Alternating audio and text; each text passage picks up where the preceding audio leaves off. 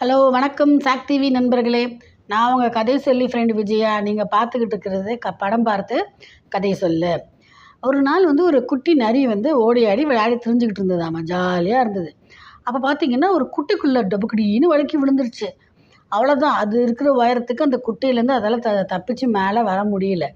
யாரடா நமக்கு உதவி பண்ணுவா, இல்லை யாரை ஏமாற்றி நம்ம உதவி வாங்கிக்கலான்னு அது யோசனை பண்ணிக்கிட்டே இருந்துச்சான். அப்போ தான் ஒரு அழகான ஆட்டுக்குட்டி அந்த பக்கமாக போச்சாமா. அதை பார்க்கவே பாவமாக இருந்ததா. ஆகா, மாட்டினாண்டா மங்குடி மண்டையை, இவனை எப்படியாச்சும் நம்ம ஏமாற்றி இங்கேருந்து எஸ்கேப் ஆகி ஓடி போயிடணும் அப்படின்னு திட்டம் போட்ட அந்த நரி என்ன சொல்லிச்சு, ஆட்டுக்குட்டி நீ ரொம்ப அழகாக இருக்க.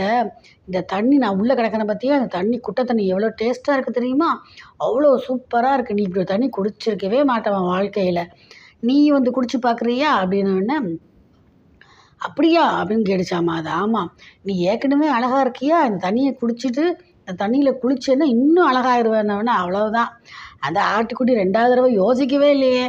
அது நரி எங்கே இருக்குது, அது என்ன யோசனையில் இருக்குது, என்ன திட்டம் போட்டு நம்மளை ஏமாற்ற பார்க்குது, எதையும் யோசிக்கலை. அதுவும் தொப்புக்குட்டின்னு உள்ளே கூச்சிருச்சு.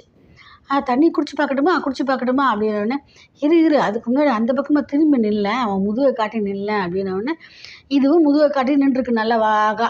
அவ்வளோதான், அது முதுகில் காலை வச்சு ஒரே ஜம்ப்பு தான். அது குட்டையை விட்டு வெளியில் வந்துருச்சுல்ல நரி, அவ்வளோதான்.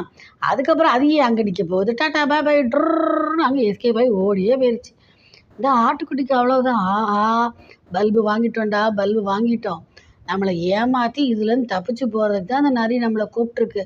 தண்ணி டேஸ்ட்டாக இருக்குது, நீ அழகாயிருவேன்னு சொல்லியிருக்கு. சை, இதை நம்பி மாட்டிக்கிட்டோமேன்னு அது ஒரே வருத்தத்தில் அழுதுகிட்டு இருந்துச்சாமா. பார்த்தீங்களா ஃப்ரெண்ட்ஸ், ஒருத்தர் நம்மக்கிட்ட உதவி கேட்குறாங்க, இல்லை நம்மளை ஆசை காட்டுறாங்கன்னா அவங்களுக்குள்ள உள்நோக்கம் இருக்கணும் இல்லையா. அந்த உள்நோக்கம் என்னன்றதை நம்ம புரிஞ்சுக்கணும். இல்லை அப்படி இல்லைன்னா நம்ம இந்த மாதிரி தான் மாட்டிக்குவோம். ஸோ குட்டி ஃப்ரெண்ட்ஸ், நீங்கள் என்ன பண்ணுறீங்க, என்னோடய வாய்ஸை மியூட் பண்ணிவிட்டு நீங்களே ஒவ்வொரு படமாக கையை வச்சு நீங்களே இதுக்கு கதை சொல்லுங்கள். நீங்களே வாய்ஸ் ஓவர் கொடுத்துக்கோங்க, சரியா.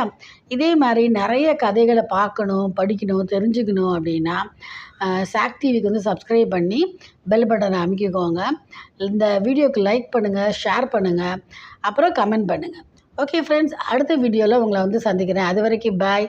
நான் உங்கள் கதை சொல்லி ஃப்ரெண்ட் விஜயா.